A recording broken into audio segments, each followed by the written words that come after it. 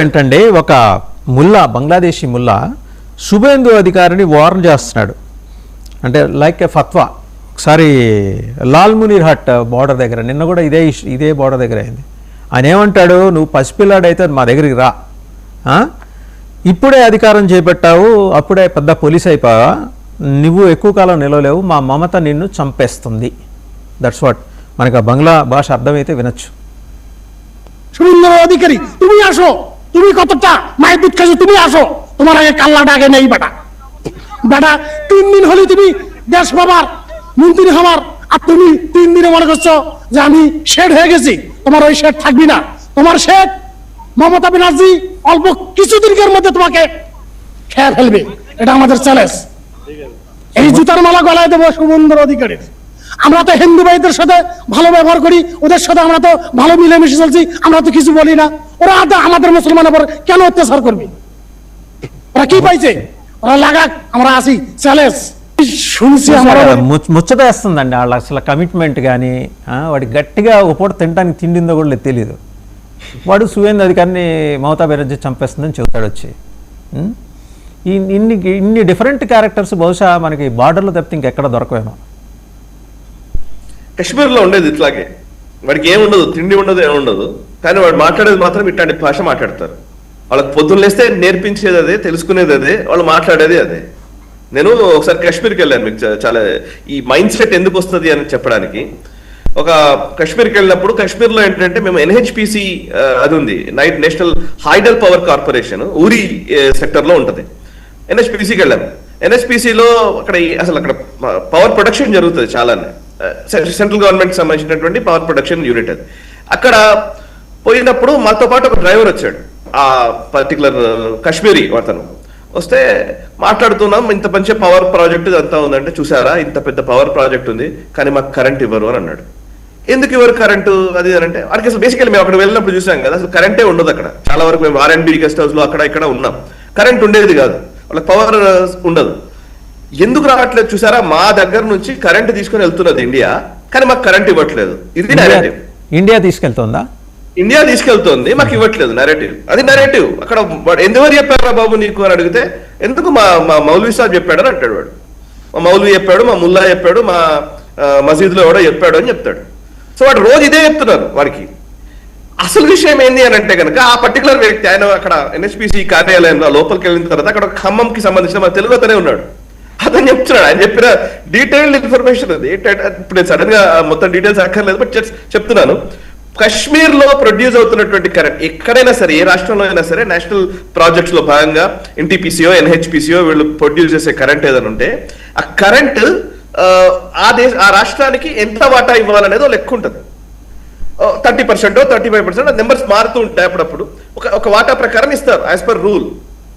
మిగతాది మళ్ళీ వాళ్ళు ఆ రాష్ట్రానికి అమ్మవచ్చు, యాజ్ వెల్ as వేరే రాష్ట్రాలకు తీసుకెళ్ళవచ్చు.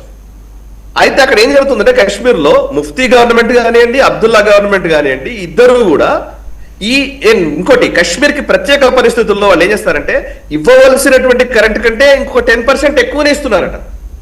వాళ్ళకి కాశ్మీర్కి ఇవ్వాల్సింది ఇంకెక్కువ 10% ఇస్తున్నారు.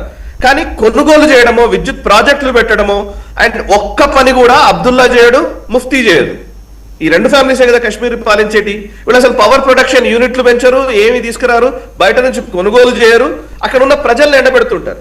ప్రజలకేమో కరెంట్ రాదు. ఎందుకు రావట్లేదు రానంటే, ఎక్కడెక్కడో ఢిల్లీ తీసుకుపోతుంది, ఇండియా తీసుకుపోతుంది అని అంటారు. ఇండియా తీసుకుపోతుంది. వాడు పాయింట్ కూడా చూడండి, కాశ్మీర్ వేరు ఇండియా వేరు అని చెప్పడం కోసం అది ఆ మైండ్ సెట్ ని మొదటి నుంచి క్రియేట్ చేస్తారు.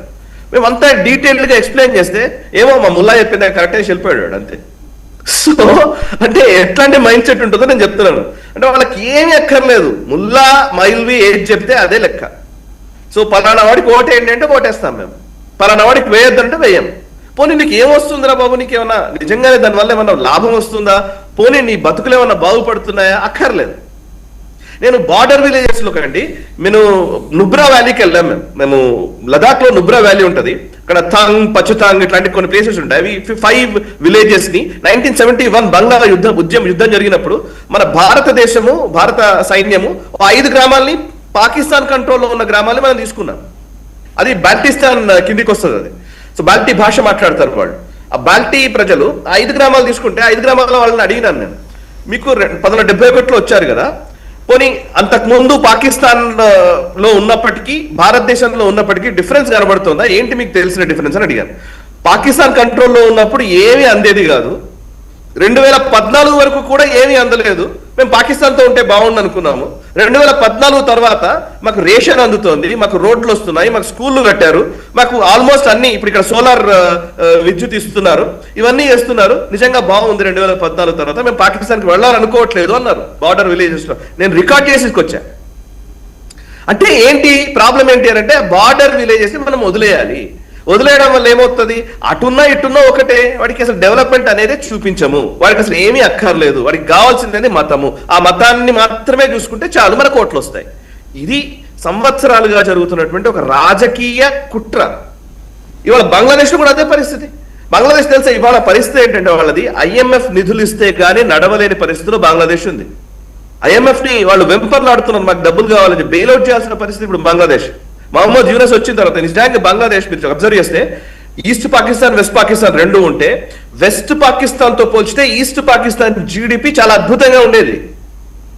ఇక్కడ నుంచి కాంట్రిబ్యూషన్ ఎక్కువ ఉండేది. పాకిస్తాన్ అప్పుడు కలిసి ఉన్నప్పుడు పాకిస్తాన్ ఎక్కువ కాంట్రిబ్యూషన్ బంగ్లాదేశ్ నుంచి వచ్చేది, అంటే ఈస్ట్ పాకిస్తాన్ నుంచి వచ్చేది.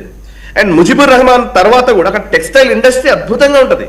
టెక్స్టైల్ ఇండస్ట్రీ చాలా బాగా పనిచేస్తూ ఉంది. నిజంగా మీకు బంగ్లాదేశ్ ఉత్పత్తులు చాలా వరకు టెక్స్టైల్స్ అమెరికాకి విదేశాలకి చాలా వరకు ఎక్స్పోర్ట్ అవుతూ ఉంటాయి.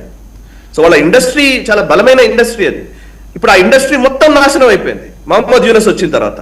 బికాజ్ ఎందుకు, వాళ్ళకి ఇస్లాం మాత్రమే వాళ్ళు చూపిస్తూ వచ్చారు, మనకి ఇస్లామిక్ దేశము, మనం పాకిస్తాన్తో కలిసి ఉండాలి, పాకిస్తాన్ లెక్క ఉండాలి, ఇవి తీసుకొచ్చారు.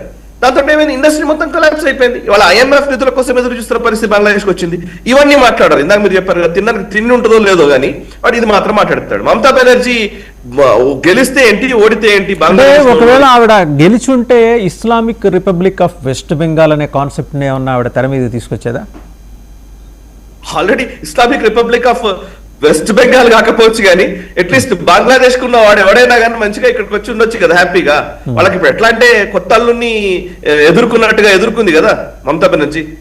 సో వాళ్ళ కోసం పోరాటాలు చేసింది కదా, నథింగ్ ఎల్స్. ఇది మమతా బెనర్జీ అనే కంటే మమతా బేగం అనడం కరెక్ట్. వాళ్ళ దృష్టిలో అలాగే అనుకుంటారేమో, మరి అలాగే పిలుస్తారేమో. మరి వాడు మాట్లాడిన వాడు బెదిరించాడు, మా మమతా వస్తుంది, సువేందుని సంగతి తేలుస్తుంది, నీ అంతం చూస్తున్నాడు కదా.